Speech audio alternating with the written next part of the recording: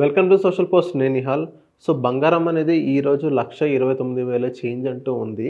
And next ఇది consolidation స్టేజా లేకపోతే ఇంకా రైజింగ్ స్టేజా? దీని గురించి మాట్లాడడానికి వెళ్తే చక్రధర గారు ఉన్నారు. సార్తో మనం మాట్లాడదాం. Hello sir, welcome to social post. Thanks అండి. సార్, ఇప్పుడు గోల్డ్ ప్రైస్ అనేది దగ్గర 1,29,000 చేంజ్ వరకు ఉంది, ఒక 10 గ్రామ్స్. సో ఇది కన్సాలిడేషన్ స్టేజ్ అంటారా, లేకపోతే ఇక్కడ నుంచి మళ్ళీ ర్యాలీ పైకి వెళ్ళే అవకాశం ఉందని అంటారా? ఇది కొంచెం గోల్డ్ పెరగచ్చని అంటున్నారండి. కమింగ్ 3 months కూడా ఇంకా గోల్డ్ ఇలాగే పెరగచ్చు అంటున్నారు. ఎందుకంటే రిపోర్ట్స్ అలాగే వస్తున్నాయి. మనకి ఏంటంటే రీజన్స్ చాలా ఉన్నాయి. గోల్డ్ పెరగడానికి కారణాలు చాలా ఉంటాయి. ఈవెన్ సిల్వర్ కూడా కొంచెం లాంగ్ టర్మ్లో అయితే మంచి బెట్టే అవుతుంది. సో గోల్డ్ అండ్ సిల్వర్ కూడా మంచి ఇన్వెస్ట్మెంట్సే. అయితే చూడండి, చాలామంది ఇప్పుడు స్టాక్ మార్కెట్ బాగా డౌన్లో ఉంది. మాకు కూడా చాలా కాల్స్ వస్తున్నాయి. చాలామంది ఏం చేస్తున్నారంటే, ఈవెన్ ఇప్పుడు నాకు ఒక క్లయింట్ ఉన్నారు, ఆయన 50 lakhs పెట్టారు మార్కెట్లో, పిఎంఎస్లో వాటిలో. ఇప్పుడు మార్కెట్ బాగా డౌన్ అయింది. లాస్ట్ 1.5 years నుంచి గ్రోతే లేదు. దగ్గర చూస్తే వాల్యూ 45 lakhs దాకా ఉంది. మేము చెప్తాము హోల్డ్ చేయండి, ఇంకొక 3 years or 2 years వెయిట్ చేయండి. ఎందుకంటే ఎనీ ఈక్విటీ ఎప్పుడైనా మీకు ఈక్విటీలోకి వచ్చినప్పుడు 4.5 years to 5 years ఆరిజిన్తో రావాలి. ఎప్పుడైతే 4.5 years ఆరిజిన్ వచ్చారో, మేము ఒకవేళ మార్కెట్ డౌన్ అయినా ఒక 10% కరెక్షన్ వచ్చింది. ఇప్పుడు 50 lakhs పెట్టినప్పుడు 45 lakhs అయిందంటే 5 lakhs పోయింది, అంటే -10%లో ఉన్నారు. ఉన్నా కూడా ఎందుకు మొమెంటం పీఎంఎస్ కాబట్టి, మొమెంటం పీఎంఎస్ అలాగే ఉంటుంది. మార్కెట్ డౌన్ అయితే -10% ఉంటుంది. ఒక మార్కెట్ పాజిటివ్ వెళ్ళింది, ఒక బుల్ రన్ వచ్చిందంటే 80%, 90% కూడా వెళ్ళిపోతుంది. సో ఆ మొమెంటంకి అంత కేపబిలిటీ ఉంది. సో అట్లాంటివి తీసుకున్నప్పుడు మీరు బయటకు వస్తే బుక్ చేసుకుంటారు లాస్ అని చెప్పినా కూడా చాలామంది వినరు. ఓకే, పోతే పోయింది ఇక్కడ 5 lakhs. నాకు ఇదే కనుక 45 lakhs తీసుకెళ్ళి ఈరోజు నేను గోల్డ్లో పెడితే ఆ గోల్డ్ మనకు అమాంతం 60 లక్షలు వచ్చేస్తుంది, 70 లక్షలు వచ్చేస్తుంది అన్న థాట్లో ఉంటారు. సో ఎప్పుడైతే ఇట్లా ఈక్విటీలో లాస్ బుక్ చేసుకొని వాళ్ళు గోల్డ్కి వెళ్తారో, మళ్ళీ గోల్డ్ పట్టడం మొదలు పెడుతుంది అనమాట. సో మళ్ళీ అక్కడ అగైన్ మళ్ళీ లాస్ బుక్ చేస్తారు. సో కాబట్టి ఎప్పుడు కూడా ఒక దాని నుంచి ఇంకో దానికి జంప్ అవ్వకూడదు. మన దగ్గర అమౌంట్ ఉంది, సపోజ్ నా దగ్గర ఆల్రెడీ ఇంకో అడిషనల్గా 5 lakhs ఉంది, దాంతో మీరు గోల్డ్ కొనొచ్చు. 10 lakhs ఉంది, దాంతో గోల్డ్ కొనొచ్చు. అంతేగాని వేరే చోట మనం ఒక ఈక్విటీని అమ్మి ఇందులోకి రావడం అనేది మనకు కరెక్ట్ పద్ధతి కాదు. అది మ్యూచువల్ ఫండ్స్ అవన్నీ చాలామంది చేస్తుంది. ఇప్పుడు రాబోయే రోజుల్లో మనం వింటున్నాం. ఎందుకంటే చాలామంది గోల్డ్ చూస్తున్నారు ఎలా పెరుగుతుంది, ఇంకా పెరుగుతుంది అని అంటున్నారు. ఎందుకంటే నెక్స్ట్ 3 months దాకా కొంచెం అయితే బిల్డ్ ఉండొచ్చు. ఎందుకంటే మొత్తం ఆల్ ఓవర్ ద వరల్డ్ కొంచెం అన్స్టేబుల్గా ఉంది.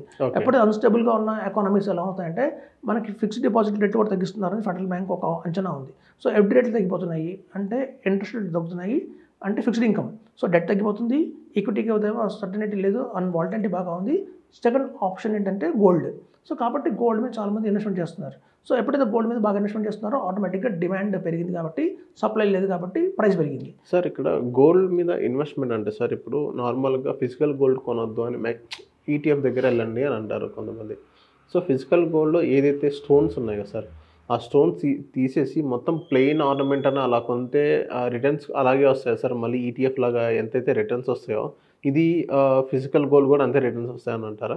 ఫిజికల్ గోల్డ్ అంటే ఏంటంటే అండి, చాలామంది అనుకుంటారు ఒక ఆర్నమెంట్ కొనుక్కోవాలి, నాకు బ్యాంగిల్ కొనుక్కోవాలి, ఏదైనా రింగ్స్ కొనుక్కోవాలనుకుంటారు. కానీ అలా కాదండి. ఫిజికల్ గోల్డ్ అంటే బార్, అంటే బిస్కెట్స్. మీకు చూడండి, ఈవెన్ ఒక సికింద్రాబాద్ మార్కెట్లోకి వెళ్ళినా కూడా మనకి బిస్కెట్ రూపంలో గోల్డ్ అమ్ముతారు. ఈవెన్ మనకి ఒక మంచి మంచి షోరూమ్స్కి వెళ్ళినా కూడా బిస్కెట్ రూపంలో కూడా మనకి గోల్డ్ అమ్ముతారు. 10 grams గోల్డ్ కావచ్చు. ఎందుకంటే ఎప్పుడైతే ఆర్నమెంట్గా దాన్ని మారుస్తారో దాంట్లో కాపర్ అనేది మిక్స్ చేయాల్సి వస్తుంది. సో ఆ కాపర్ ఎంత మిక్స్ చేస్తున్నారని మనకు తెలియదు. జనరల్గా ఒక షాప్స్ ఉంటారు, మనకి రోడ్ సైడ్ షాప్స్ ఉంటాయి, కొంచెం జ్యువెలరీ మేకర్స్ ఉంటారు, వాళ్ళు ఎక్కువ కాపర్ని యాడ్ చేస్తారు. కొంచెం ఏదైనా షోరూమ్స్లో అయితే వాళ్ళు ఒక సర్టెన్ కాపర్ని యాడ్ చేస్తారు.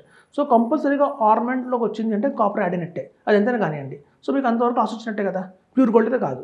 సో ఏరైజ్ మీకు కాయిన్ రూపంలో ఉన్న, పొద్దున బిస్కెట్ రూపంలో ఉన్న అయితే గోల్డ్ ఉందో అది ప్యూర్ గోల్డ్.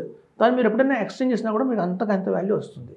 ఈ ఆర్నమెంట్లో ఏంటంటే మేకింగ్ ఛార్జెస్ అని అవన్నీ కూడా ఎక్స్ట్రా ఖర్చు అవుతాయి. సో దాంతో మనకు లాస్ కూడా అయ్యే అవకాశం ఉంది. సో ఇప్పుడు ఫిజికల్ గోల్డ్ కొంటే మాత్రం కాయిన్స్ రూపంలో కొని, బిస్కెట్ రూపంలో కానీ కొనిపెట్టుకోవాలి.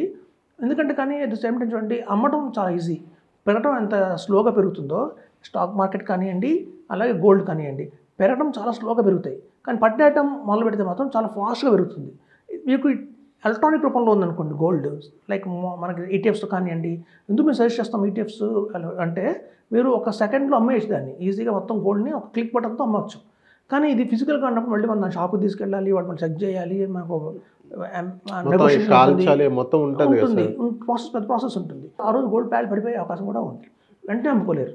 మీరు ఆ టైంకి వేరే ఊరు వెళ్ళారనుకోండి, సపోజ్ ఆ టైం ఊళ్ళో లేరు, ఫంక్షన్కి వెళ్ళినా ఆటో స్టేషన్కి వెళ్ళారు, ఉద్యోగ స్టేషన్కి వెళ్ళారు, మీ గోల్డ్ ఏమో లాకర్లో ఇరుక్కుపోయింది, ఈ గోల్డ్ని తీసుకెళ్ళాలని మనం ఊరు నుంచి రావాలి. అవును. అది మీరు ఫిజికల్గా గోల్డ్ కాకుండా మీకు ఎలక్ట్రానిక్ మీడియాలో ఉందనుకోండి, సపోజ్ లైక్ యాప్స్లో కానివ్వండి, లేదా మ్యూచువల్ ఫండ్స్ కానివ్వండి, అలా ఉంటే మీరు ఎక్కడన్నా ఏ ఊళ్ళో ఉన్నా సరే, ప్రపంచంలో ఎక్కడన్నా సరే మనం అమ్మేయచ్చు, సింగిల్ బటన్తో అమ్మొచ్చు. ఓకే. సో కాబట్టి ఫిజికల్ కంటే కూడా ఇన్వెస్ట్మెంట్ పరంగా షార్ట్ టర్మ్ కూడా ఆలోచిస్తున్నారంటే మీరు ఇలా కొనుక్కోమని చెప్తాం. అయితే కొటక్ వాళ్ళ బాండ్స్ ఉంటాయి మనకి ఏంటంటే, ఈవెన్ మన మ్యూచువల్ ఫండ్స్లో కూడా గోల్డ్ అండ్ సిల్వర్ ETFs ఉన్నాయి, గోల్డ్ అండ్ సిల్వర్ ఫండ్స్ కూడా ఉన్నాయి. సో ఇట్లాంటి వాటిలో ఇన్వెస్ట్మెంట్ చేస్తే అవుతుందంటే రిడమ్షన్ ఈజీ అవుతుంది. సార్ ఇప్పుడు సిల్వర్ చూసినట్లయితే మొన్న సిల్వర్ గట్టిగా అమాంతం పెరిగింది.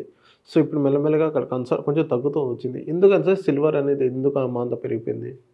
సిల్వర్ అనేది యాక్చువల్గా ఏంటంటే ఒక మంచి ప్రోడక్ట్ అండి. ఇవాళ మ్యానుఫ్యాక్చరింగ్లో కూడా చాలా వాడుతున్నారు దాన్ని. రాబోయే రోజుల్లో కూడా సిల్వర్ డిమాండ్ పెరుగుతుంది, బాగానే ఉంటుంది. సో సిల్వర్ మీద ఆర్నమెంట్స్ కూడా బాగానే కొంటున్నారు, అది కూడా ఒక మంచి ప్యాషన్ అయిపోయింది.